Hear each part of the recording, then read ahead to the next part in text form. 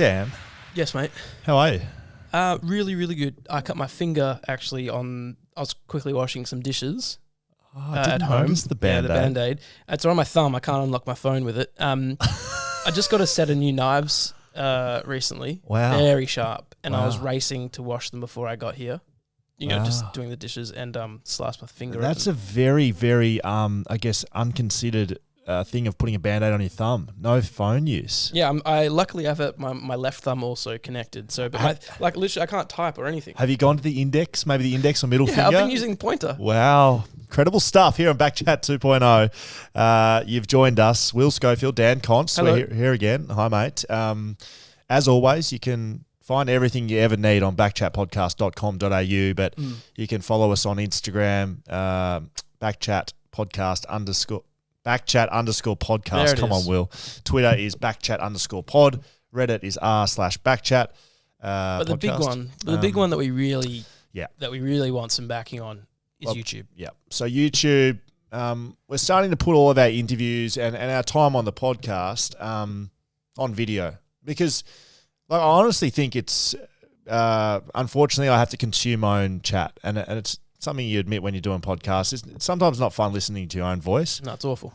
but actually seeing how you react to different things and how you talk, it's better on video. Yes. So we started recording. We've got a nice little studio here in Scoey's garage, and we're on YouTube. So you can find us on YouTube, Backchat Podcast. Backchat 2.0 is our channel. That's it.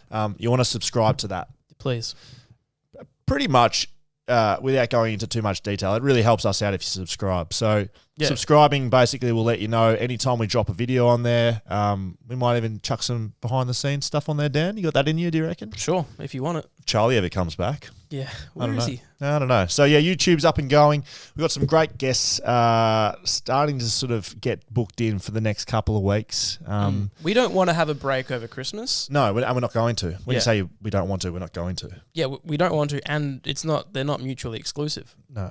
So we're interviewing some great guys. We're actually not going to go into too much of a prelude today. I know we usually have a chat about this week's topics. Did a bit on Tim Payne last week. And to be honest, we've both been busy. I don't even know what's happening. If I'm being glad completely honest. Like, I think sports happen, but it's that sort of there's a very It's tiny lull. lull Yep. in Australian sport where AFL draft's done now.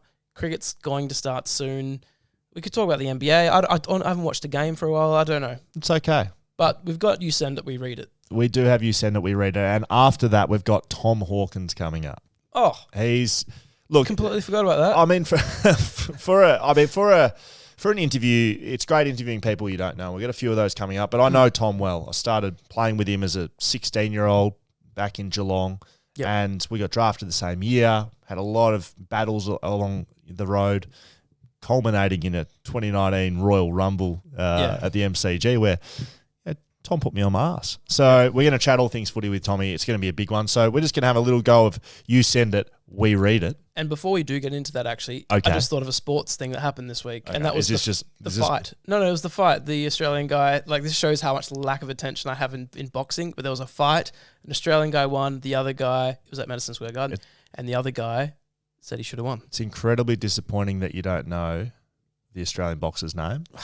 Neither do I. Okay. So, So let's get straight into some emails. You Send It, We Read It. Mhm. As always, you want to send us something, you want us to read it, That's the rule. you send it. Yep. And we read it.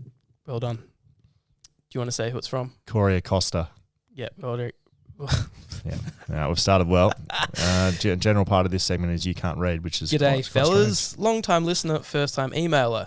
As good as Dan's bowling figures are, 5 for 16, I think it's time to retire the cricket chat. WBBL We'll see player about that. Amanda Jade Wellington took an amazing 5 for 8 for the Strikers against the Heat on Wednesday night. And yes, it was in a final. Have a great day, fellas. Keep up making great content. How do you feel about that sort of instruction? Look, I will say this. It was in a 2020 match. Is that correct? Yep. Those batters are designed to go out and try and hit balls hard. So as much as there was only the 8 runs and the 5 wickets, it's different. I played a one-dayer. Okay. You got to be more measured. I don't think we'll retire the cricket chat. I think we should, but we'll see You how know we what? go. Season 2 of Backchat Well, next year, okay. when technically, when all the sponsors come on board. We'll piff this trophy off, and I'll take the ball out of it though. Okay. And I'll stop bringing it up. Okay, that's my rule. All right, sounds good. Why don't you give me a bit of brains? Yep. So that's their Instagram handle. They wanted to keep their email anonymous, which is fine. Hey Dan, I've read this one. I want to prelude this and say I love this email. It is thoughtful, and the time you've taken to write it and think about it, I love it. Okay. Hey, Dan, Will, and Charlie. Charlie's not here. Congrats on the podcast. Thank you. Have listened since a few years ago. I really enjoy about 90% of it. That's a good hit rate, especially the Media Watch angle. I seem to disagree with or feel passionately against the rest of it, but maybe that's what makes me keep listening. Really enjoyed the Sam Butler episode. That could have gone either way, but it was good. I could really relate to his Melbourne story. We moved there for a few years around the same time as him-ish. It's shit weather. Not a patron, but that is because I don't like having money getting taken from my account just in case there isn't any there. I completely feel that. I hate direct debits. I don't like them. I want to do it myself. Yeah, and that's fair. I'd probably donate regularly if there was a one-off button on the website. I do that with another podcast I listen to. All right, maybe we'll look into that. Have a look at that. I save the podcast for 6 a.m. on a Friday morning for my cycle to work. That, along with fun uniform Fridays, makes a pretty good day. I like the sound of fun uniform Fridays.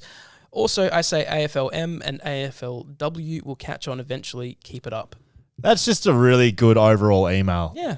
Like most of it, hate 10% of it. Genuinely, passionately disagree with what you're saying, but we'll still listen. Yeah, very good. Doesn't like putting the Patreon money behind that. That's fine. That's great.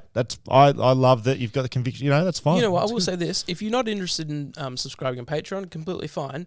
Could I ask that you subscribe on YouTube? That's free, and that does help us in the long run. We know how many listeners we have every week. We know exactly how many. We know, and we know where you live. We know everything about. No, we don't.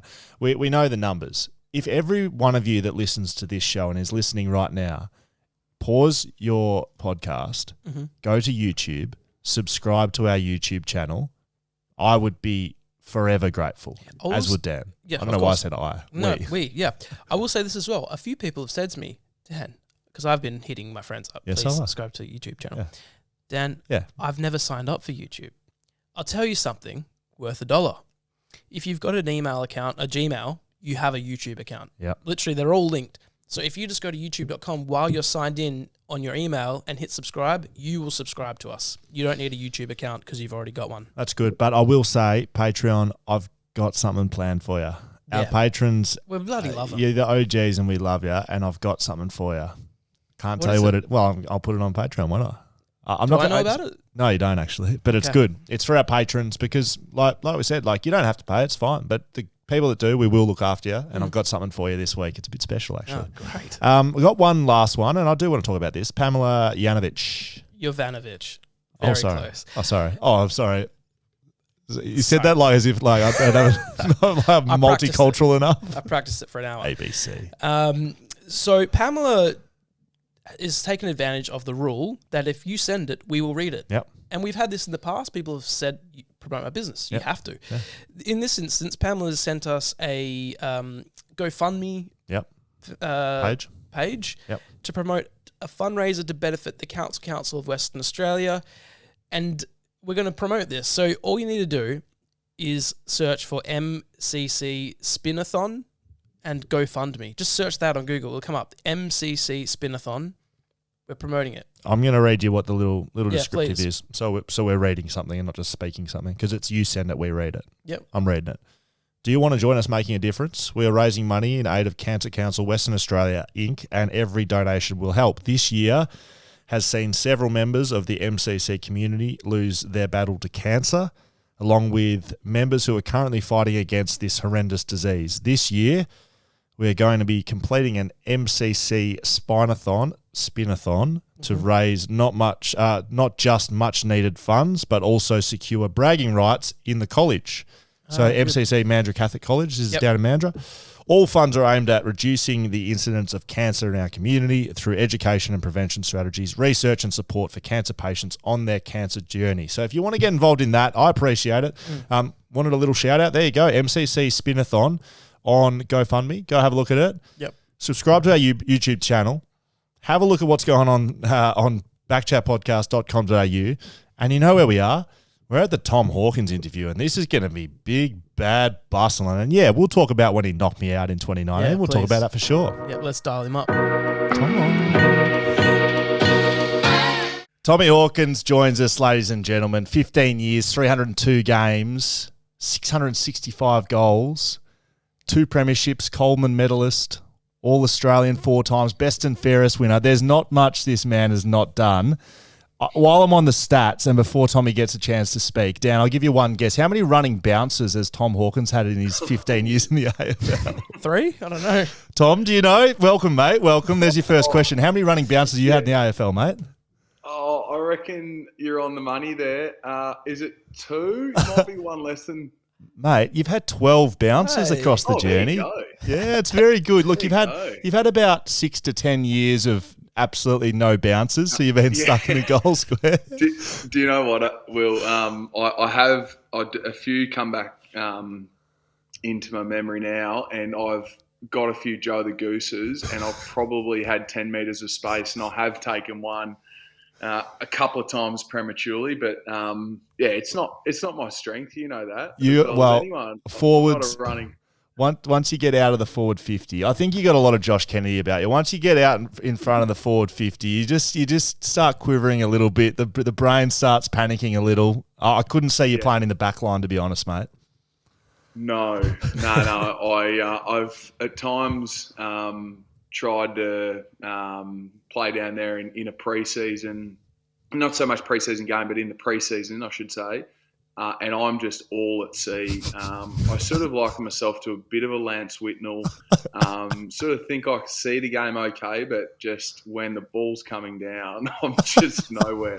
I've got no speed. I can't read the game when it's coming the other way. So I think I've always been destined to be a forward. I think with the bouncing, do you ever consider the touch on the grass? Like when you're thinking like, man, I gotta throw, like I've done it 12 times in my career. Surely you're overthinking the bounce. Am I overthinking it? I had a bad back for a few years. I don't get the opportunity too much. I don't know. I just throw it down and hope it comes up. But you're right. At 12 bounces, it sort of sounds a bit Simon Prestigiacomo like. Remember that bounce that he took that just dribbled out in front of him for a few metres. But maybe I might throw that maybe in season 2022. Please. Yeah, good. Okay, we do like to cover the big topics here on Backchat 2.0. So we've started with the big ones there. How many running bounces to Tom Hawkins? You can use that in your upcoming, once you retire. I know that's a few years away, but your upcoming footy shows you'll be doing, mate. You can use that as a stat. Now, the real first question we like to ask our guests on the show, and we've had some pretty decent guests so far, Dan. Tom's right up there, but we'll see how he copes with this one. Your best sporting achievement, mate. Now, there's a caveat.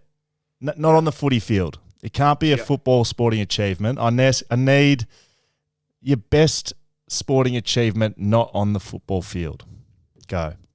I'm an avid golfer. I haven't got a hole in one yet. So that's something you haven't done? Perfect. That's something I haven't done. I was an ordinary cricketer. So can't tell you anything. I did compete in the athletics, as you can probably remember back in the day. High jumper. We didn't go in the same events, Scully, but I was a high jumper, and I actually won the APS high jump in year 12. That's pretty good. Jumping a measly 190. PB of 195, but the next year, the kid that won the APS high jump jumped 220 or something. So I got him on an off year, but that's probably the one that comes to mind, mate. Well, to put it in context, I mean, you said you're a bad cricketer. Dan's got a cricketing story. Yeah, I mean, people on the podcast probably haven't heard it yet, but this trophy that you can see in front of you, Tom, is a ball from a match when I bowled 5 for 16 in a final. Wow. In under 12s at Chewett Hill Cricket Club. You're not from Perth, so I'll just let you know Chewett Hill Cricket Club is one of the premier cricket clubs going around. The Chewett Hill Lions. In Chewett Hill. Yeah, in Chewett Hill. Best in Chewett Hill for sure. So that's my trophy, and many people have come and gone by the wayside when comparing their footy well, just sports achievements to that. Well, winning an APS high jump, that's pretty good, Tommy. Yeah, not bad. Puts you up there, mate. Yeah, I'd like to have a few things that I could have given you, but I was a cricketer. I said I wasn't a bowler. I sort of bowled leg spin and never really had any good figures. That's what I bowled. Batsman. But yeah, that's as good as it's got for me off the footy field. All right, well done, high jumper. Now we're going to get into a bit of the Tom Hawkins journey. There you go. Tom Hercules. Tom Hercules. There you go. Tom Hawkins' journey. I want to take you right back from Finley. You get put into private school at Melbourne Grammar, just up the road from Geelong College, and at some point in time, you're rooming with a very good mate of yours and mine, Xavier Ellis. You boys get up to a bit of mischief? What were you doing in the boarding room over at MGS? Well, how does the show rate? Is it a PG rated? Nah, look, honestly, we swear, and we're both having a couple of whiskeys. So I mean, yeah, it's gonna be public though, mate. Like, yeah, I know. Don't get fired. Of course, yeah, you're right. Well, I was gonna say the first one that comes to mind. We tried to. We didn't actually get it printed, but we were going to raise some money for a footy gathering at the end of our Year 11 or Year 12 season. So we decided to make a nude calendar. We weren't sort of fully nude, but the photos are actually somewhere out there. Wow! And it sort of scares me a little bit. That they're around, but we got up to a bit of mischief. We weren't super naughty at all, but we had fun and enjoyed ourselves, and I think that's certainly what endeared me to Zave from an early age. We obviously had footy in common. Zave was quite academic. I think I sort of dragged him down a little bit, but past tense was. It was. You dragged him down. I didn't even realise I said that. There you go. No, so we had a lot of fun. It was some of the best experiences of my life going to boarding school. I absolutely loved it. Met some great people, not only there, but whether we touch on it, great mates with some of the guys that you went to school with too, Scoey, and we have known each other for a long time, far beyond our footy careers. So it was a pretty cool experience.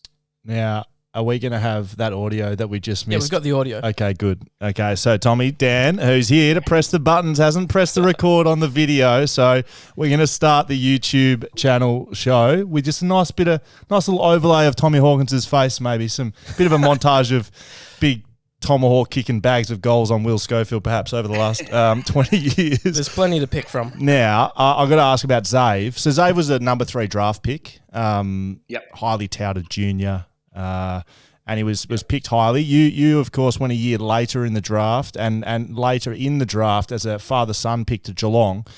If we speak hypotheticals, and you had to compare the pair, if you took the father-son away, would you have been a top 3 pick? And say you're in the same draft as Zave, would you have been up there in front of Xavier Ellis or behind him? Good question, Scully. I certainly.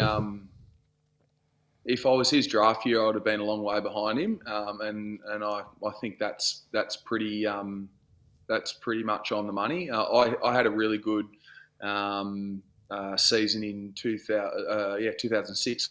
So my Year 12 year, I played well in school footy. I had a really good carnival, the national carnival. So. I had 2 good games. I played pretty ordinary in the last game, but it was that was probably the stepping stone for. And I suppose that having a dad that played in the system, there was always that bit of talk, and it was relatable for people to talk about. So if I didn't go father-son, who would have known? Maybe top 5 in 2000. Yeah, the 2006 draft, but certainly not in Zave's year. There was, I can't even remember who went number 1. Mark Murphy. Was that Murphy's year? Yeah. Daisy. Yeah, and then Zave. So, I'm pretty comfortable to say that I reckon I'd be around the first pick that I was picked up in Zave's year, if that makes sense. Well, you certainly would have been well in front of Will Schofield at number 50, who was very, very rank outsider to get drafted. Now, if you take your mind back to before the draft, now our footy journey, Dan, if you don't know, Tom and I, we've been battling for almost 2 decades. I actually owe... Well, you've been battling. Yeah, I've been battling very, very much so. But I have Tom to thank for my, battling AFL career that I put together, because in year 11, I was about to be dropped. We played about the first 6 or 7 games of the year for Geelong College, and the coach at the time had enough of me. His name was Mark Russell, and he basically told me they've been playing me all over the ground. You know, I was a skinny runner, so they put me on the wing and forward line as ruckman, just an absolute jack of all trades, coaching mistake, master of none.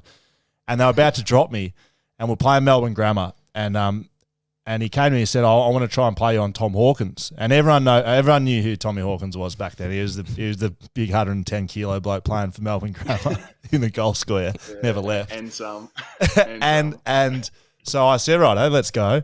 And I scrapped my way to keeping him to 2 goals that game. I don't know if you remember, Tommy, but it may well be the least amount of goals Tom Hawkins kicked on me in year 11, Geelong College v Melbourne Grammar. Do you remember that, mate? Yeah, look, I do. I remember, I've got vivid memories, and particularly because my sisters went to college, and I had a great mate that I went to Finley High School, John Bailey, who you went to school with, obviously, and he was playing. I don't know if he played. He would have been in the seconds for sure, Johnny Bailey. Yeah, maybe real battler, John Bailey. Anyway, so there was a mutual friend. So whenever Geelong College played Melbourne Grammar, it was always one that I penciled in because I knew, I knew the connections, and I went down to boarding school in year 9. So I still remember playing Geelong College at Melbourne Grammar School Oval in year 9. I remember coming up against the MacArthur twins and yourself and Cam Russell, and so I've got great memories. I do remember that, Will. We very fond ones. We got pumped one day by college at our first game at Todd Road. I remember a few. Windy. Windy. Very windy. So I've got great memories of school footy, but particularly Geelong College, because I've had such good connections with the people there. So, I'm glad you brought that one up, Will. Yeah, correct. Now, I'm glad I did as well. Got absolutely bathed the rest of my career after that one. Now, you get drafted, father, son, as we've spoken about, and you move into a host family. And that host family is literally across the road from my family home in Geelong. So, Admiral Court. Yep. It's got a few games and premiership players to come out of that court. You moved in there with Joel Selwood, correct? Yep. Yeah. What's your relationship like with him? I mean, you started your career with Joel, and you're literally living with him from day one, and you're still playing with him. It must be incredible. Yeah, it is. I mean, where do you start? He's obviously one of my best mates. When you're in a football club environment, you spend a lot of time together, and he's been a wonderful friend and obviously a wonderful teammate. But the friend element whilst you're playing football is more important than anything. To be fair, so he's been incredible with me over my career. I've had some ups, but I think I've had. Can comfortably say I've had more tough times than those good days, which probably makes the good days all the more worth it. So it's pretty incredible. I didn't know Joel before. Actually, I'd met him once before he got drafted to Geelong through Zave. So I'd heard a lot about him with his brothers being in the system, but he was a gun junior with a few injuries. So I still remember Zave texting me saying that we'd got a good one, and then when we moved into Admiral Court, we had a lot of fun in that year, and continued to for the last 14. But he's been wonderful for me. I think the biggest thing that that I've taken from Joel is he came into the system highly touted. He was a gun junior, as I mentioned, but his work ethic was incredible. And I came in just being a big kid, talented, but didn't know how to use it. I think I didn't mention that when I jumped in the high jump and won it, I was weighing in at about 112 kilos. So between the carnival in June and July, where I weighed 101 kilos, to my first day at Geelong, where I weighed 113, that goes to show my lack of professionalism where I was at. So yep. Joel was amazing from that point of view to help me through that and learn that you don't just turn up and play. So to be fair, I hadn't done a pre-season before, but he's been wonderful for my growth. Wonderful to share the journey with. And we'll continue to for the foreseeable future. Can I just touch back on something you just mentioned halfway through there, Tommy? The ups and downs of footy, because I tend to probably agree with what you said, but can you touch on what the ups and downs look like, and more downs than ups? I think that's pretty interesting from someone who, reading your stats at the you've done everything that possibly could have been done as a footballer. Can you add a bit to that? Where's that from? Where's those feelings come from? Yeah, it's a range of things, to be honest. Certainly form. When I came into the system, as I said, I learned a lot within my first year or two. I was playing games. I was probably lucky in the way that there was a bit of a position there for me, and I think Bomber certainly, my coach for my first 4 years, he was really good with my development. He played me. He probably had every right not to play me some weeks, but I think could see the growth in me as a player if I got enough footy into me. So learning that not every week I was able to play well, and for a long period of time throughout a season was to play actually pretty ordinary. And I didn't really have the tools in my kit bag to get me through that. I hadn't experienced that, so it took me a long time to sort of grasp that one. And ultimately, still the biggest thing that drives me now is to be consistent as a player. I'm still trying to do that, and I've learnt things along the way that help me do that. So there's certainly the form element. And you can attest to the next one. Sky, I lost my mum in 2015, and that was really challenging. That's the hardest thing I've had to go through. Football clubs are wonderful places to be able to heal because you're supported and surrounded by people that care about you internally, and then externally you've got a lot of support as well through friends and just supporters of the game. So yeah, that was bloody tough. It took me a good couple of years to, just to find my feet again. In that time, I got married and had a kid, and that certainly, or our first child, that certainly helped. Because I'm from a big family. Family is very important to me, and obviously my wife Emma. So it was wonderful to grow a family, but at the same time, I was still in the back of my mind. I was still sort of grieving the passing of my mother, who I was very close with. So, still to this day, often I enjoy talking about that experience and mum, because it's a good opportunity to reflect. I certainly miss her and wish she was here for big occasions that I've been through since losing her, getting married, children, just the day-to-day successes that she would, off the field, but then also on the field that she would have really enjoyed. So, yeah, there's been a lot of things that haven't travelled our way, but they've been wonderful learning experiences. It's probably worth sharing. From, I don't know if you know this, Dan, but so I lost my old man. Probably pretty similar circumstances to Tommy. And really, I can resonate exactly how you're feeling, Hawk, or felt at the time. You lose your way a little bit. Lost Dad at, I can't really remember, 2011, 2012, somewhere there, and quite close with him, very close with him. And it just shakes you up a bit. Do you think footy helped or hindered?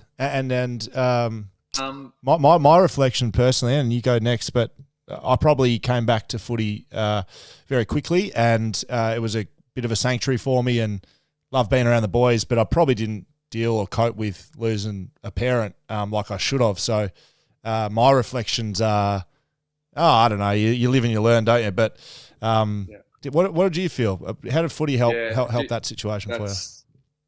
Well, it's ironic that you say that, because if I had my time again, and I know both my parents, my dad and my mum, loved seeing me play football, because it's something that I love. But I lost mum on the Friday night. Geelong played the Gold Coast on the Saturday. I didn't play, the late withdrawal.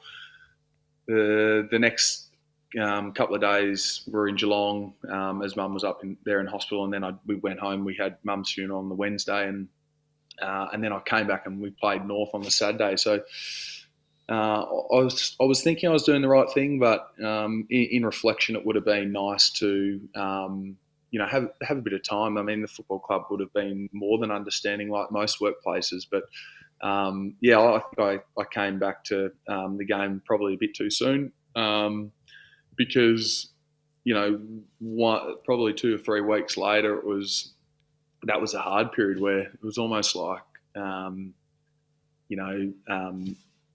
was gone, but everyone else sort of moved on, and selfishly, like, I was trying to still, I still wanted to be relevant she was in my thinking, but, I was thinking everyone else will forget her and they've moved on, and that happens because life moves on. But I certainly, if I had my time again, given the chance, I'd probably take a bit more time away, just to spend with family, and I suppose grieve in a different way. But that's how I dealt with it. I since, going through it, there's been a couple of players that have lost parents along the way, and I've the first year or two, I actually wrote them a letter, somehow got in contact with them and wrote them letters just to say that it's important to take time if you need it. That's sort of fallen by the wayside since, but it is important to just to have your time, because I think I just came back too early. I mean, I certainly wasn't ready to play the next week, that's for sure. What does that sort of support look like from a club? Are they saying, if you're putting your hand up to jump back in the team, are they sort of saying, hey, like, do you need some more time, or are they just like, cool, man, whatever you want to do, it's your call? Yeah, I think from memory it was very much the latter. It was my decision, my call, but I hadn't been playing super well anyway. I'd come off the back of a pretty good year the year before, but I don't know. I thought, I love footy, and it'll be nice. It'll be good to get back and just almost just see everyone and let just sort of almost get that awkwardness back from out of the way from everyone else, because it's hard for me, but it's also hard for everyone else too, to a degree, as teammates. So look, they were wonderful from memory, but I should have just taken a bit more time off. When Dad passed away, it's remarkable how similar our stories are, Hawk. Dad passed away on a Tuesday. We played Hawthorn on the Friday night, and I played. Can't remember the game. We won. We beat Hawthorn, and they were going well at the time. So it was just, a big win. And flew home, had the funeral the start of that week, and then we were playing in Melbourne the following week. I actually trained with the Falcons down at the Mick Turner Footy Factory. I'm sure I would have trained with some lads that are playing today. I don't quite remember the crop of AFL players that were down there, but I trained with them. Training went for about 3.5 hours. There was no sports scientist down there. I had about 1,000 kicks, and I was just, it was just it was like I think it was a day after the funeral. I was running around sweating, just trying to sweat something out, and I played against Richmond the following week. I punched Jack Rewalt behind the play. I punched him so hard he instantly vomited. He had a projectile vomit as soon as I hit him, and I got 3 weeks. So the same as Hawk. It's funny. It's honestly funny talking about it because I wasn't ready to be playing. I'm punching blokes. It was literally 100 metres off the ground, off the ball, and I had my reason for doing it.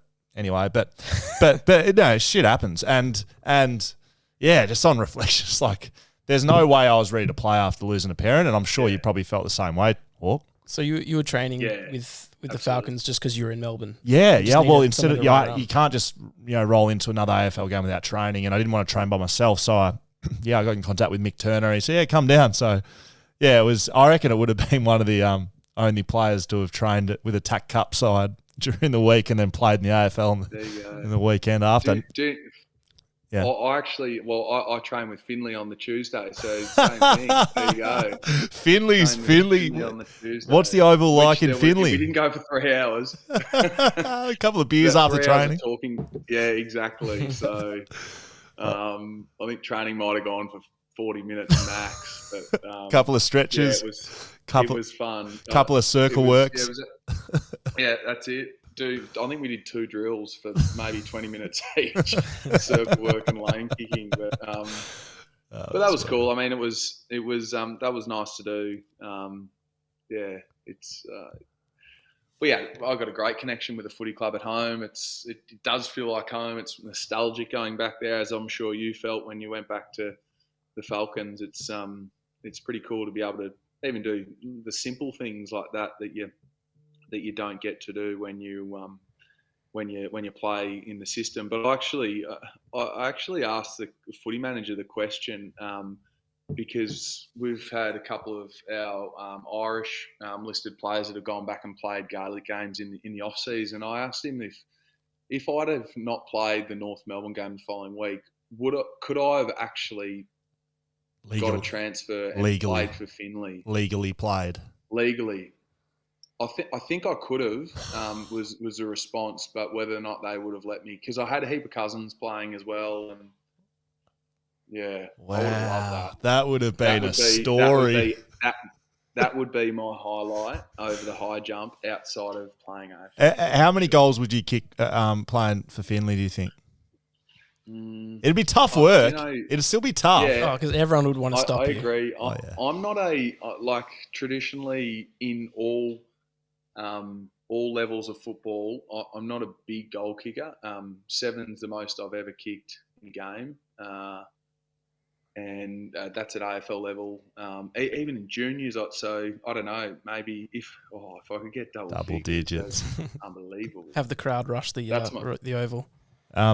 Now, if I roll these numbers off at you, let's see. You said Zave used to be an academic. Yeah. Let's see how academic you are. What's going on in the background there, mate? You got the kids still awake or what? Oh, Sam, she's just wandered into the kitchen. It's fine. It's good. It's good. Now, say hi to Emma for us. Beautiful mother of your children. Now, just listen to these numbers. You tell me what they are. 1, 2, 1, 3, 1, 7, 3, 5, 10, 3, 3, 7, 3, 2, 3. So hard. It's a YouTube algorithm. It's not my run scored in season 11 and year 12 at school. No, that's a lot less than that, mate. You would have had a lot less around the zeros, I reckon. No, that is the position that Geelong has finished after finals, of course, since you've been at the footy club.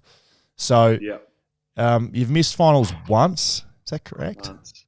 Yeah. Yep. So you've missed finals once in 15 years. You were drafted, I guess, pulling it back a little bit to your story. You were drafted in the footy club at end of 2006, 2007. Geelong break the drought. They win that grand final premiership that they'd been chasing for so many years. The entire Geelong, Dan, me being a Geelong boy, it was absolute mayhem, and I'm sure Tommy experienced a bit of it. But you get drafted into that, and then you go ahead and you win 2009 and 2011. You're in a dynasty, really. You drafted into a Geelong dynasty. At the time, was it kind of taken for granted? Well, this is just going to keep happening. Well, it sort of has with those numbers. It sort of has. You've sort of been around the mark for 15 years. Yeah, I think initially it did. Yeah, absolutely. I played 10 games in my first year, maybe 9 or 10 games in my first year. The second year, maybe the same. 2009, I played pretty much all year. And took it for granted. I mean, we in my so 2011 we won the premiership. That was in my 5th year. Here's me, the academic, working that out. Somewhere there. 4th or 5th year, whatever it is the side that I was playing with had only missed out on. We played in a prelim in 2010 and got beaten. I think it was a prelim. So out of 4 of the first 5 years, we played in a grand final. So I'd experienced some weeks, some years. The first 2 years I wasn't playing in the side, but it got to experience grand final week. And you're right, Geelong was absolutely heaving in the lead up to the games. Then once we won in 2007, was unbelievable. It was crazy. And I was a Geelong supporter growing up as a kid. So, I watched the draft and I see these kids get drafted to the clubs that they were back for as a kid and how excited they were. And that was me.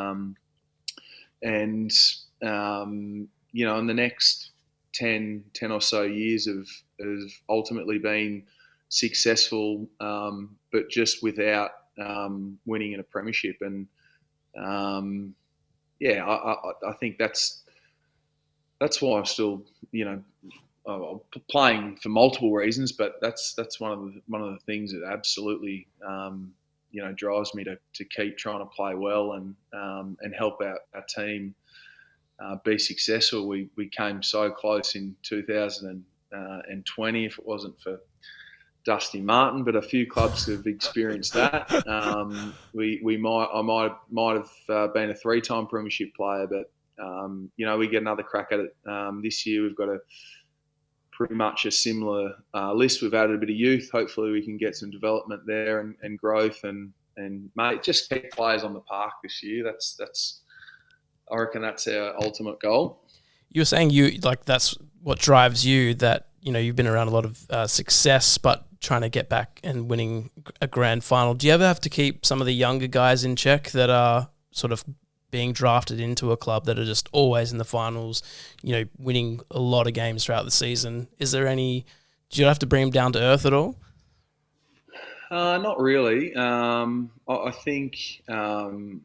think as a club, and even just the Geelong, firstly the footy club environment, but also the environment of Geelong, as Will can attest to, it's laid back. They're footy mad, but it's, I don't know, it doesn't allow you to get too far ahead of yourself. Not in my time as anyone being sort of, really outlandish and making statements that, both on and off the field. It's quite a humble club, and I think that's certainly a part of the values, and that's certainly in my time is how I've seen the club internally, but also how it's perceived outside of our 4 walls. I think people can't help but be impressed with that part of the footy club.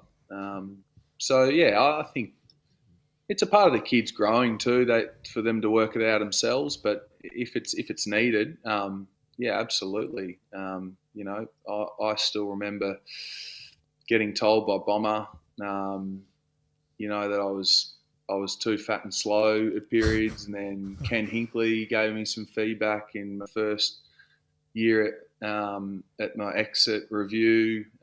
It's there's always been people around if it's needed, but yeah, I certainly haven't felt our young group have needed it. I'm really impressed with how kids come into the system now. They're just so well prepared.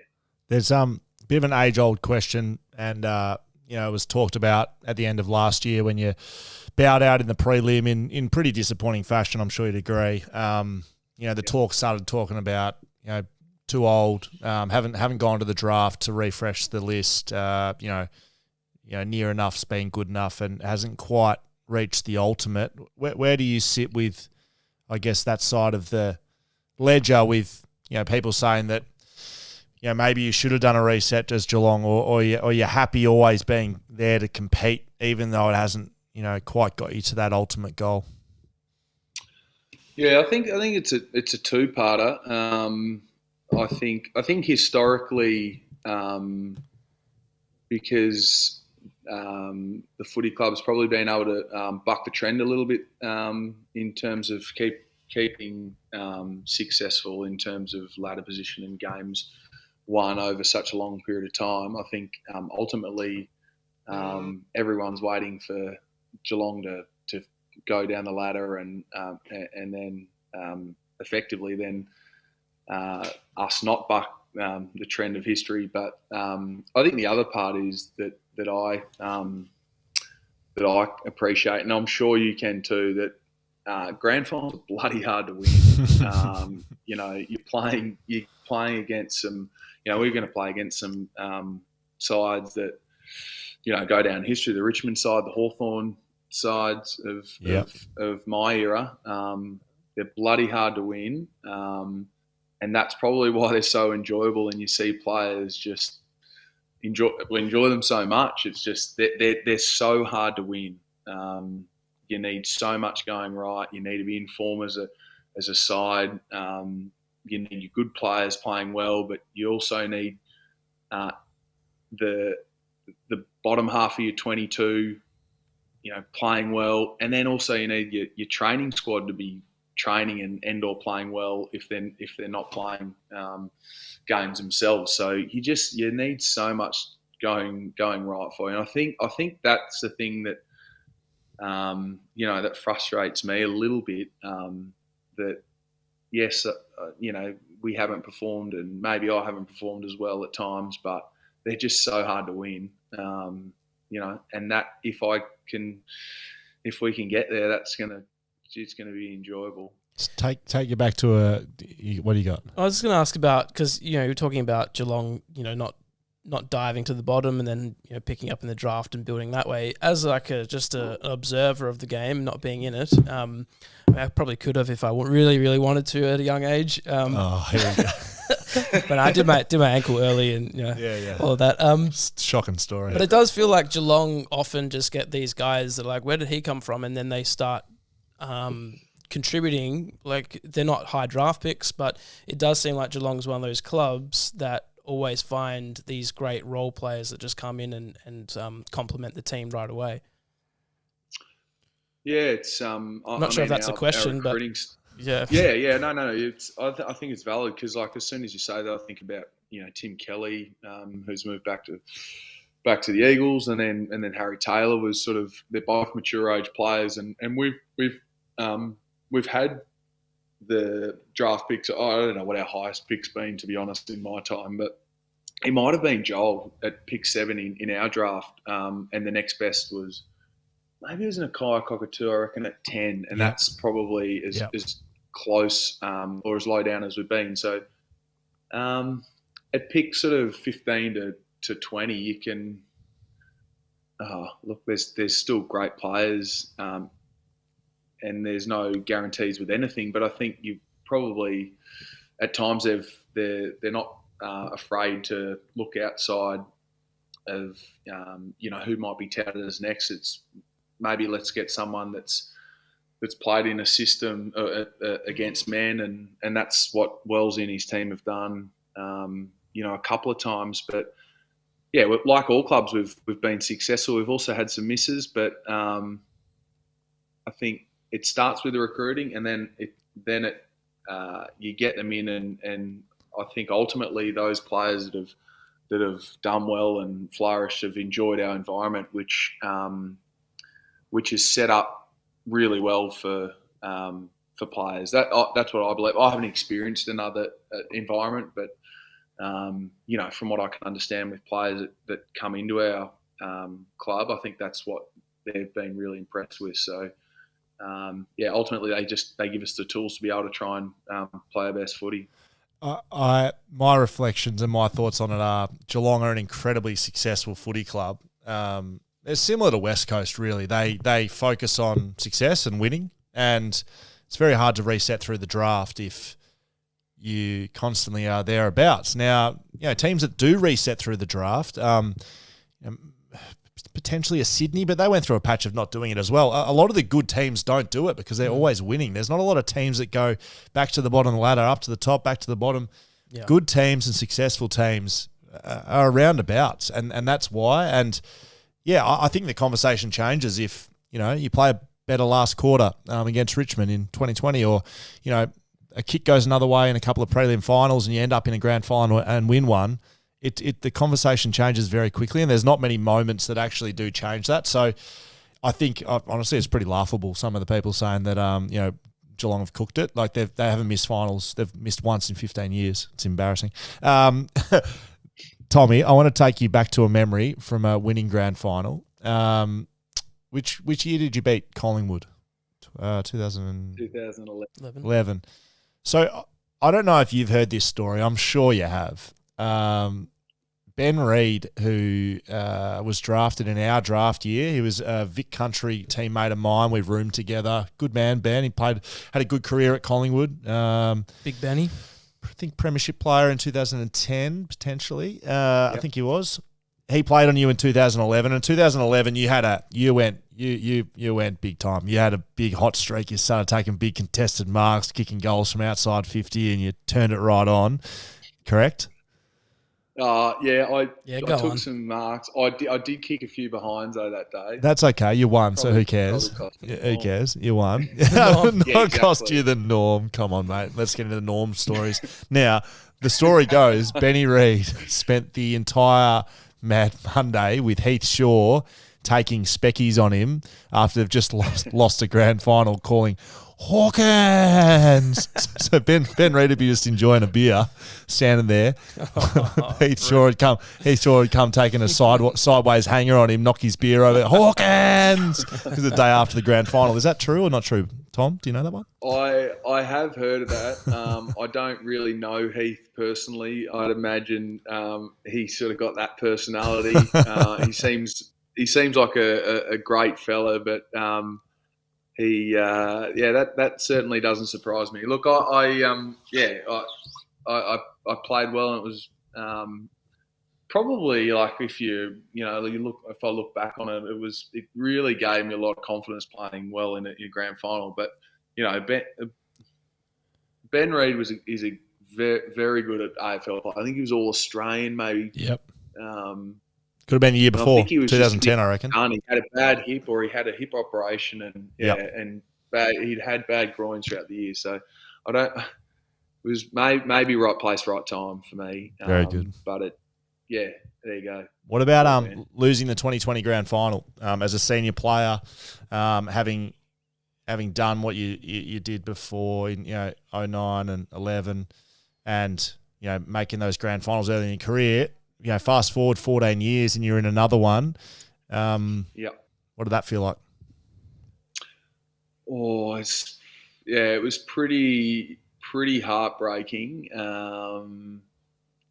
Obviously, I still I think back and can't believe how much I stayed in the moment. We're up at half time, not comfortably, but we had a good lead, and Richmond offensively are just like when they've got it going, a bit like they remind me a bit of what Melbourne did. Like I haven't seen anything like what Melbourne did in this year's grand final. Crazy in such a big match. But I thought what Richmond did to us was incredible. That was something else. But yeah, it was heartbreaking. It was a tough year. It was a tough year for everyone, all players, all family, everyone. Everyone right across the world, right? Yeah. So to put so much in and then just fall short was heartbreaking. It was the first losing grand final I'd been a part of. I played in a VFL grand final in 2007 and won that. I played in pre-season. Not that it's still touted as a grand final, but I hadn't actually ever lost a grand final. Ansett Cup. But I didn't play Ansett Cup. any Ansett. Yeah, Ansett. I don't think it was Ansett. I think It was a long while. It was like Ansett. Yeah, it was a long time ago. It was NAB Cup. NAB Cup. I think it was a NAB. So, but yeah, it was heartbreaking, and to have the family there and them to endure so much throughout the year, and everyone at the club sacrificed so much. Yeah, it was heartbreaking, but it was nice to get home. That was what. Yeah, I remember shifting my mindset to I'm looking forward to getting home now. Yeah, that probably made it a tiny bit easier, but yeah, it was. Yeah, they're never easy. I got to throw some stats at you.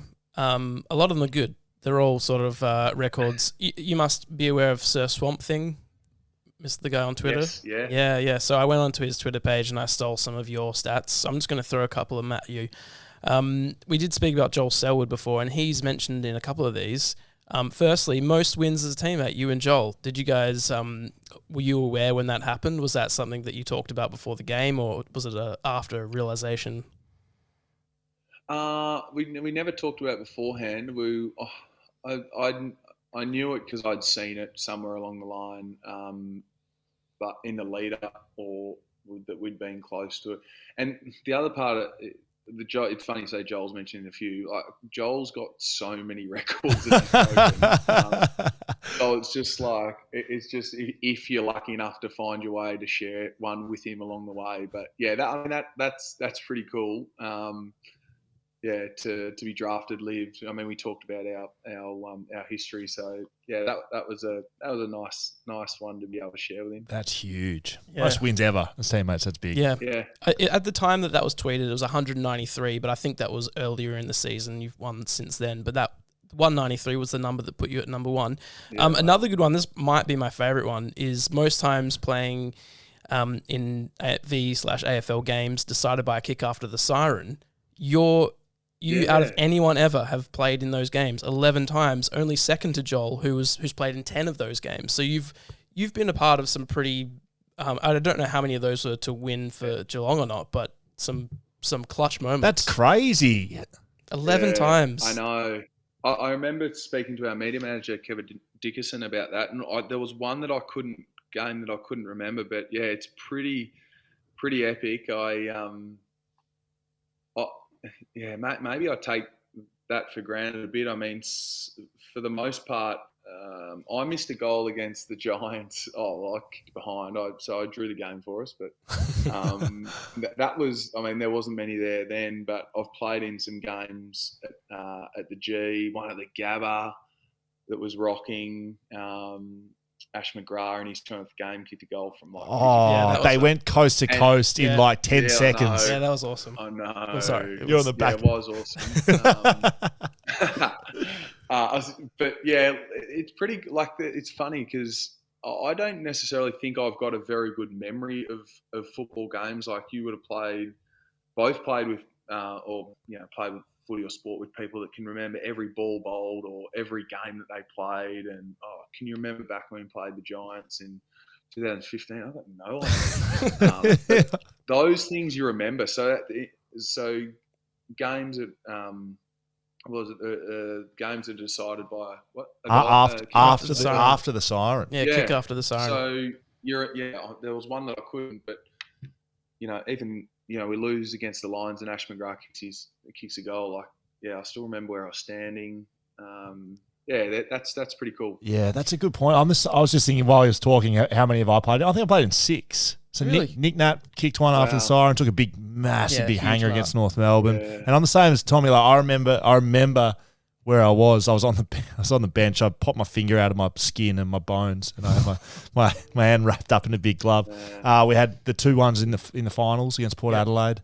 We had Someone else. Have you ever been on the mark during the kick? No, I haven't. Have you? And Tom, have you had the one to draw? But he won one against Hawthorn. You won any others?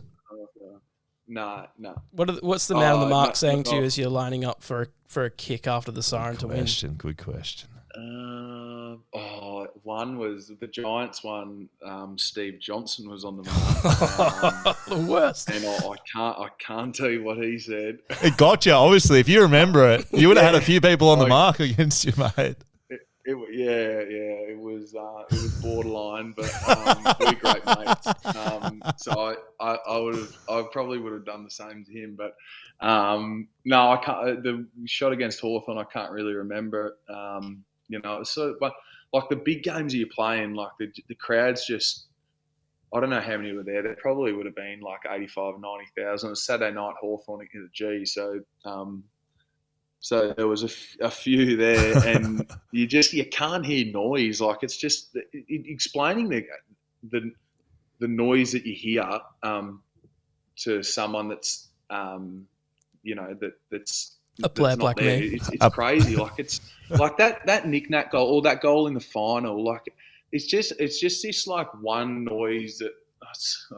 You've got kids. Explain. So you know the white noise that you play in your room. It sort of feels like that. Like it's just like a gentle but or a loud buzz, but it's hard to explain. But I'm sure you probably notice it more when it stops.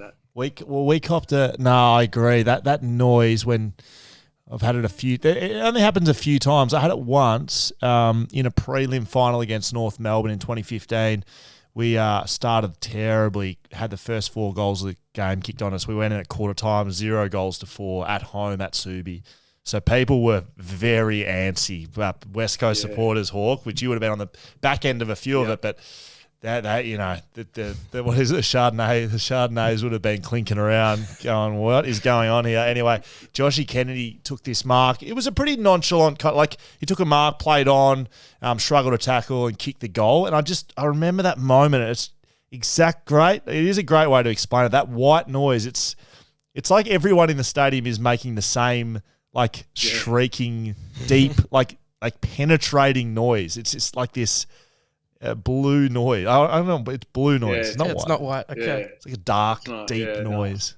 I got to throw just a couple more at you. Well, I want to know why. So in between 2019 and 2021, your first week of finals, you kicked 2 goals 10. So over those seasons. But in the second week of the finals, you kicked 13-3. Oh, what was the difference? Game on? Is it just I don't know, season on the line? You clutch? No, well, I would if I could have my it depends where you finish. If you get the second chance, if you're playing top 4, and like we did this year, I'd love to win the first game and get the week off, but that hasn't been a path that we've taken very often. But I don't know why that is. It's a privilege to play in finals. The games are different. They're faster. They're highly skilled. I'm not sure. I know we played Port Adelaide in a prelim last year. First final, and I kicked a no goals 5 and kicked one out in the full. So that certainly doesn't help that stat. But I don't know why it is. You're playing a good side. Hawk, can I? They're different. So I'm on radio over here on Perth, and when you got bundled out this year, a lot was spoken about that losing record in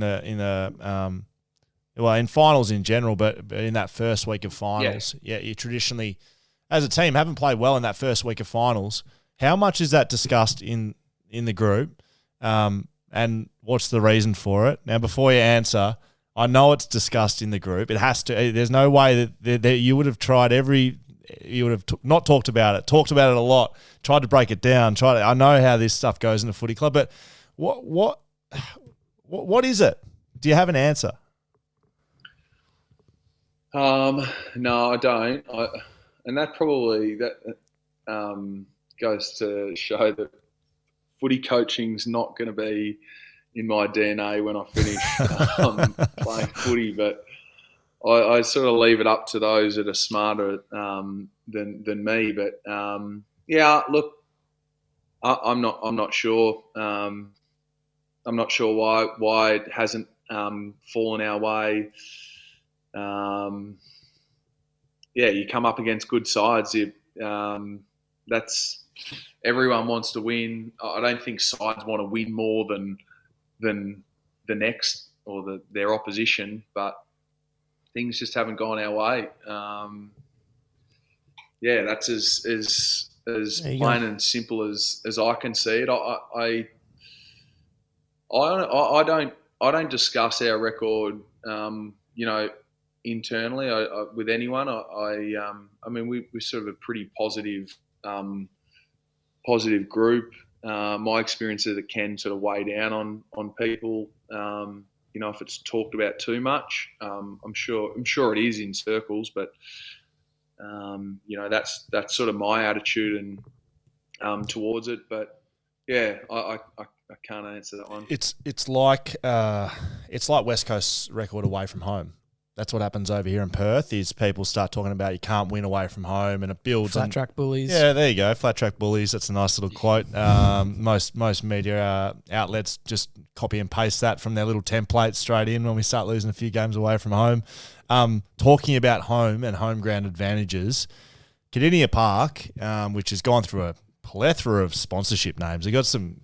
You must have some great workers up there in marketing at Cardinia Park because it's been everything. I'll tell you what, it's skilled stadium. What have we got? Still been success. There's been plenty. See, it changes every year. Anyway, Cardinia Park.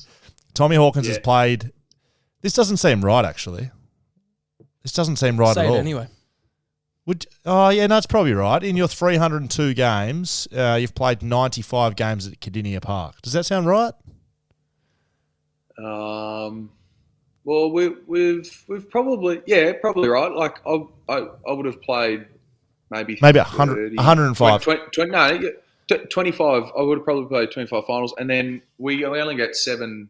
Well, early on in my career, we only got sort of 7, maybe 8, and just now we're playing 9 home games a year. So yep. So it's about one every 3. About right. So 95 games, Cardinia Park. You're 83-12. So 83 wins, 12 losses. That is some sort of home record. That's compared to my 0-5 at Cardinia Park at an average losing margin of 84 points, and my home record of 66-35. So a lot of people talk about the home advantage of Perth and the travel but Cardinia Park is an absolute fortress, and you cannot win in it. Why? If you're an opposition team. Yeah, if you look, I mean, we're lucky. We get to our facility is at GMHBA Stadium. Oh, there you go. Is that what it's called now? But so was Subiaco. That's not a reason. I don't take that. No. Yeah, true. Okay, right. Go again. I just think it's just honestly, that's what I think it is. It's a bit of a unique ground for size and shape. People that haven't experienced it. Yeah, size and shape. It's quite a. I mean, it's normal size length, but it's a really skinny ground. I mean, we get to train on it, every day. So we know the dimensions of it. It can be a bit of a hard ground to attack because it is skinny, but our system works at the ground and we've got it basically everyone barracking for us within the stadium, which is soon to hold 40,000, which is pretty cool. But that's another story. But yeah, I think we just know it so well that it's such a shocking trip.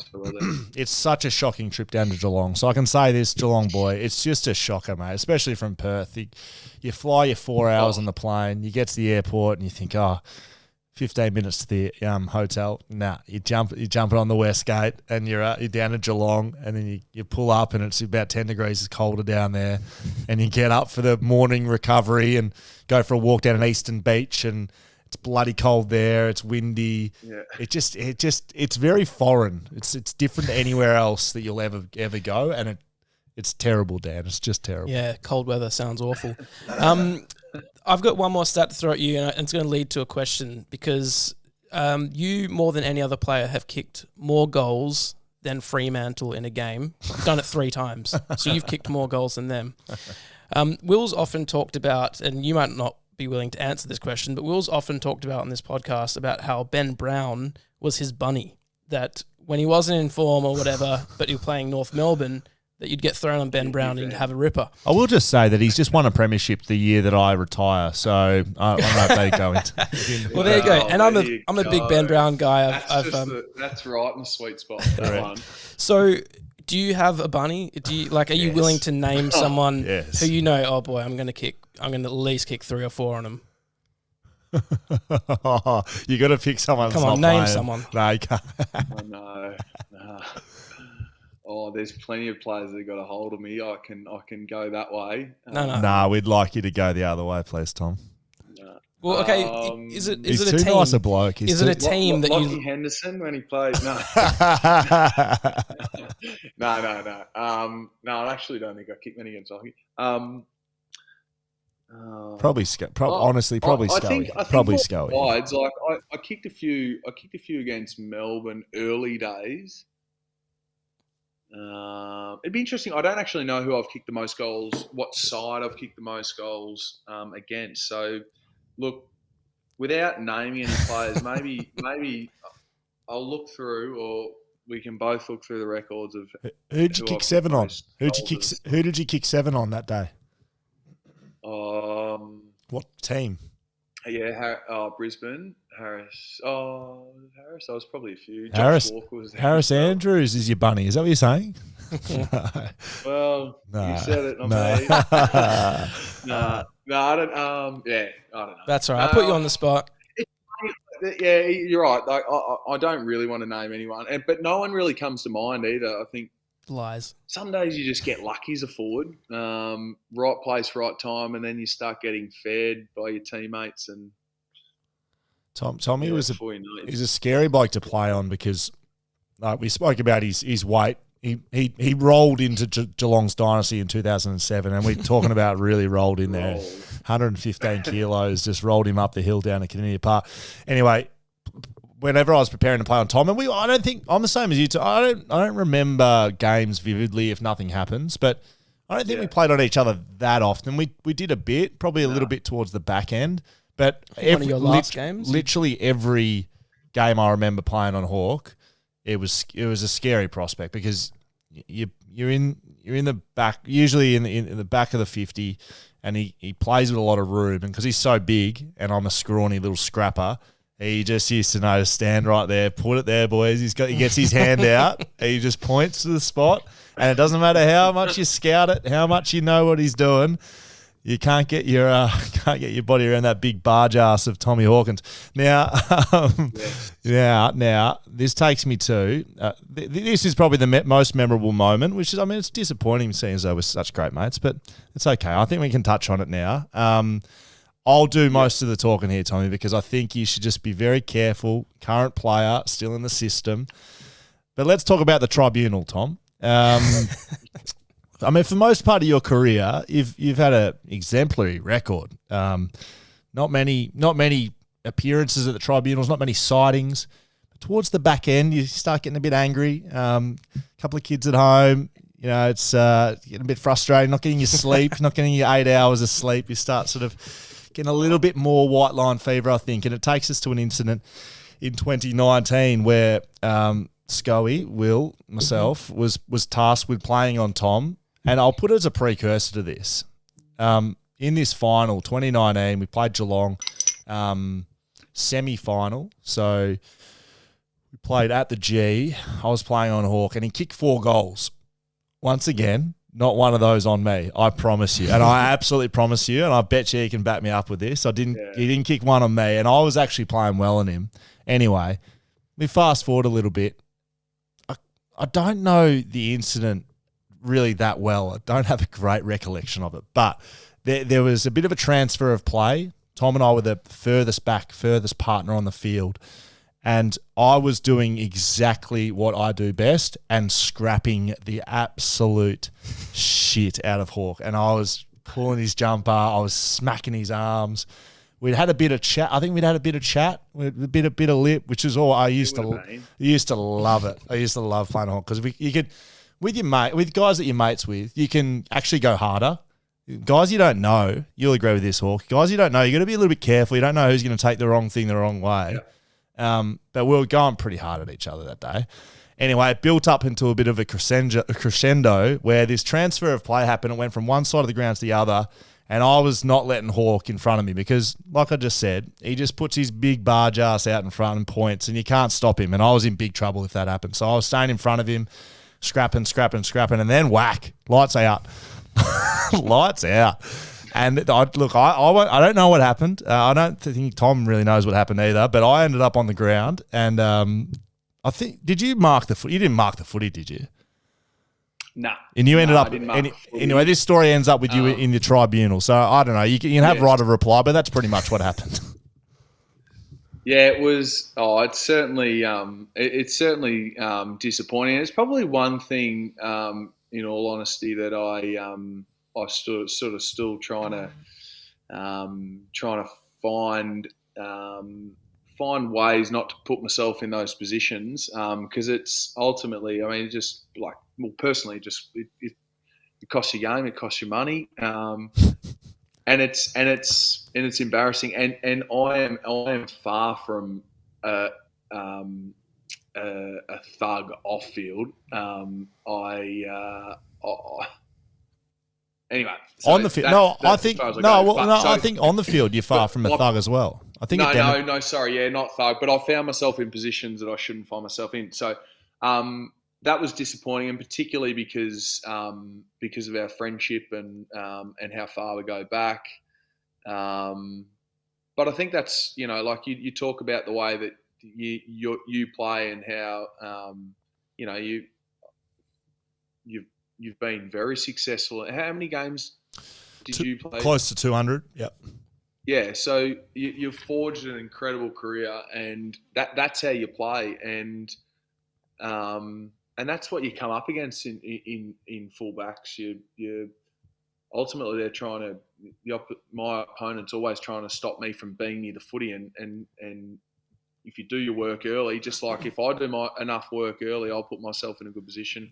So is my opponent. So that particular incident. I wrestle and with everyone that I play on, but that particular incident, right?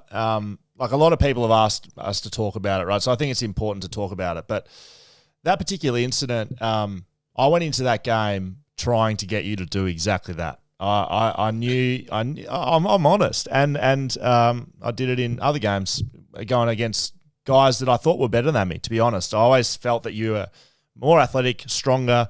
You're in a position to beat me. So I thought, well, how do I beat you? I think mentally frustrating and becoming so annoying that you become not focused on your game. So the way I ended up looking at the end of that whole thing, and look, it doesn't look great on camera. But again, that's just how footy goes. Things happen on the field that you can't take back. So, like, I actually looked at that whole incident as if I'd succeeded, and that was just unfortunate the way it ended up for you. To be honest, I mean, you ended up missing a prelim final because of it. Yeah, the one thing I'll say about the incident is that my intention was never to get you high. In that particular incident, I meant to cast my arm across and maybe get you through the midriff, but as we'd clashed throughout the day, I think we'd both sort of we both had done that at times, but and continue to tread the line, but ultimately I got you high and I missed the week. But it's hard for hard for people to understand that it's not like when the gladiators do battle, but if you're not in the heat of battle, it's sometimes hard when people watch an incident and they see that you've hit me high and they see me go to the ground. The conversation instantly goes, Tom Hawkins is a thug, deliberately did it. it doesn't. There's no real context around it. There's no context for 3 quarters that I'm just absolutely belting him behind play and we're belting each other, and it's just a moment in time. That's why my overall opinion on things like happen this out on the footy field, it's a moment in time, and it's regrettable, and I know Hawk regrets it, and I wouldn't want to be a part of it either, but shit happens. And also, like, we get to stop it, go frame by frame, watch it again and again and again, and you get to dissect it. But for me, like, just watching it, because I've watched it plenty of times, it's great. It does look like you were trying to just give him a little, like a bit of a hit in the mid, and like it's one of those occasions, and we've seen it a few times where a guy swings to hit something, but then you unfortunately just cop the wrong spot. We can't have him reply to that because he's going to get himself in trouble. So that's enough. Now just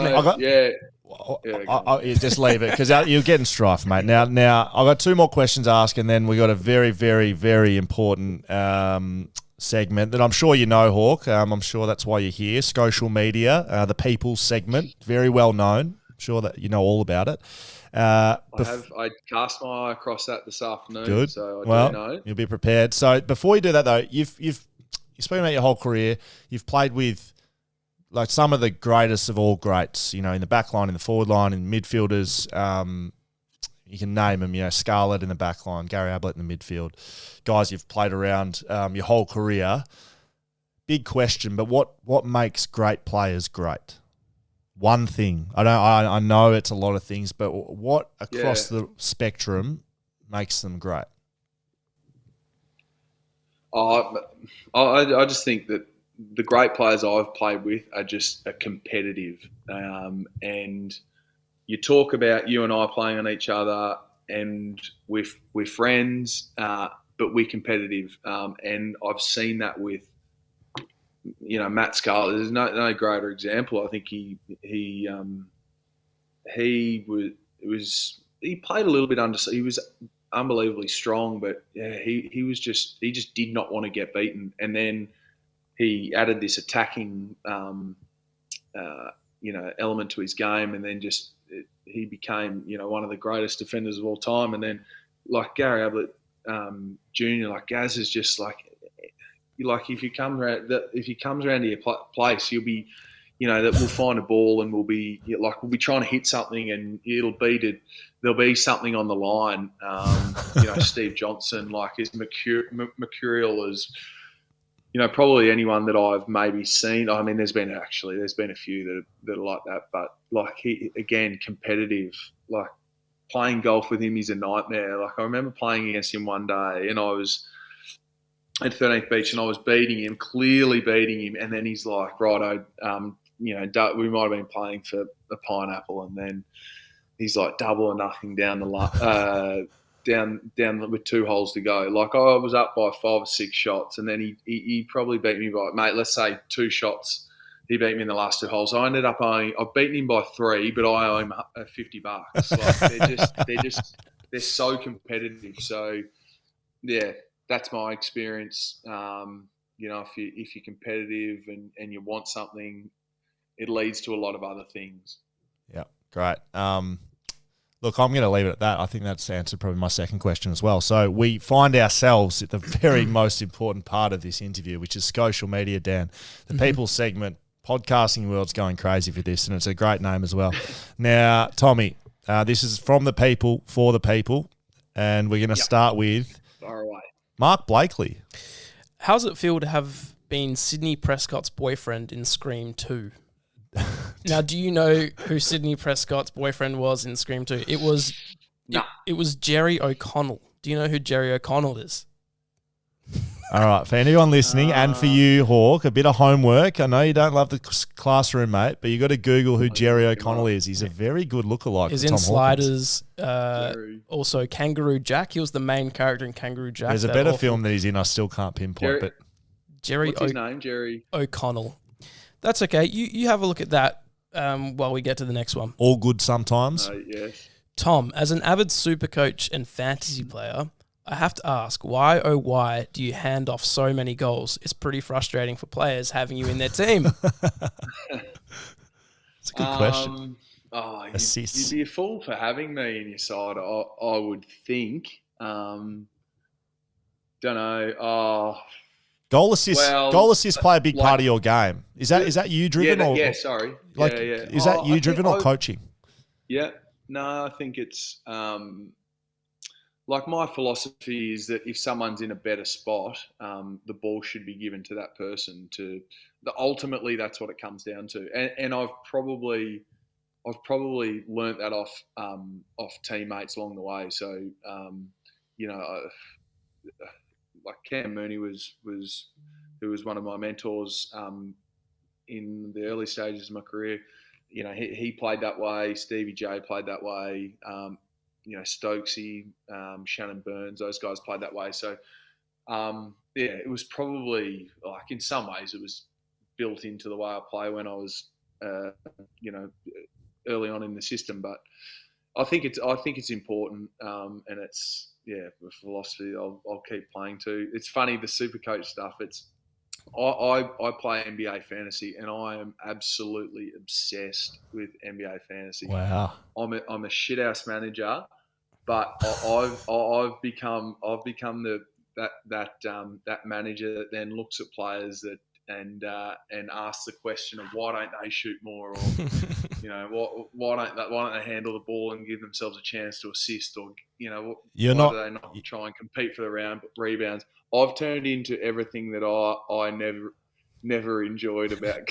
I can see you sliding into DMs of your league companions trying to throw up trades every Monday. I can see the Tom Hawkins trade coming through right now. LeBron James for some pleb. Yeah. Do you know, you're right, Will, but I also do it on Tuesday, Wednesday, Thursday, Friday. All right, this one's from Katrina J. Mercer. Best backman you've played on and best West Coast backman you've played on. Oh yeah. Or apart from the man on your right there. There you go. Hold on. Darren Glass was bloody hard to play on him. I was young too, so bullied. He would have been licking his lips playing on me. But you know what? I honestly you learn things off playing against good players, and although it wasn't much fun at the time, I did learn a fair bit off it. So I reckon Darren Glass has been one of the hardest players I've played on, and probably in my career. I love playing with Brian Lake.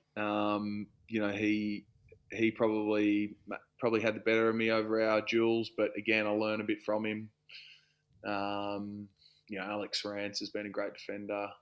I've played on some great players. Good answer. Couple more.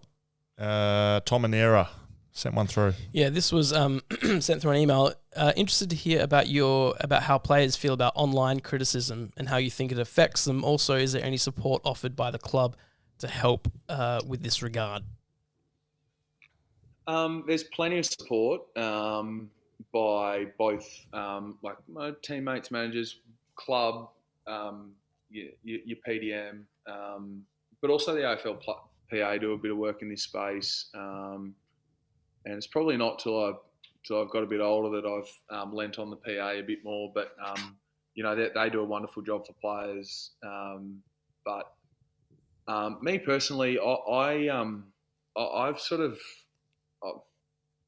I read stuff both on my social media, but it doesn't really faze me that much. I've got I don't know, it's sort of, I can read it and move on pretty quick, but I think it's certainly an issue. It's an issue in sport, but I think it's more broadly, it's an issue in society. I think, I get worried for the next generation of younger kids.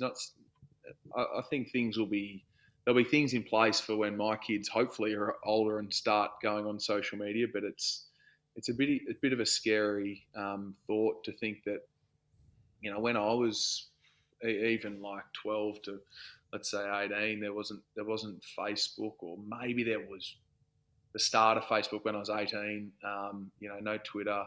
It was MySpace. I didn't have that, but there was no real ability to be able to connect. We didn't have mobile phones, like MSN Messenger, but then you had to openly put yourself. I had to add connect someone onto it. ASL. Yeah. Age, sex, location. ASL. Yeah. As well as you'd probably it'll be a challenge. You'd be on a fair few people's multis, I reckon. With you'd feature, so you'd Yep. I'm sure you'd probably cop a bit of that as well. I've got a folder on my phone of screenshots that of funny. Not so, some people wouldn't regard them as funny, but I've screenshotted and have a folder of comments that get made. Not so much bad ones, but just funny ones that I've. Yeah, that's great. Yeah, you're the last leg of the multi or something. So I'm not not planning on doing anything with them. That's great. I'd love to get a hold of some of those. That'd be very good. Yes, I'd love to get a hold of them. Now, last one, I reckon. Saxon _soundness. I think this is an appropriate way to end Schocial Media. What soap do you use every time you give Scully a bath? Or just tell us what soap you use. I didn't know where that was going. Sexual, wasn't it? No comment. You're a highly sponsored athlete, Tom. All I see on my Instagram feed is I was looking earlier. Rod and Gun, and who else have we got? Braun, the shavers. I swear you shave like once a week just to post on Instagram. Do you want to slip a couple of promoted section in here, mate? Maybe just say hello to a couple of sponsors. Well, they'll all be watching. There'll be plenty of eyes on. I don't want to, just in case I upset any from your end. So maybe we throw out for a soap sponsor. Maybe if there's a soap sponsor listening, maybe it could we do a co-brand, a Hawkins Schofield soap. Very good. Wouldn't that be good? Just a nice little segment. Imperial leather. Look, mate, that brings us to the end. Appreciate your time. No, Emma's probably put the kids down for you, and you've been gifted a couple of hours here with the boys, so we appreciate you hanging out with us, mate. If anyone's listening, you know where you find everything. Backchatpodcast.com.au, Instagram, Twitter, Reddit, TikTok, YouTube. Sign up to the YouTube channel. But Tommy Hawkins, thanks for joining us, mate. It's been unreal. Good, thank you guys. I honestly really appreciate it. And it's good fun. It's great reflecting. And I really enjoyed it. So thanks for having me on. When you get your podcast up and going, mate, I'll be the first on there. Thanks. Absolutely. I'll be second if you like. Done.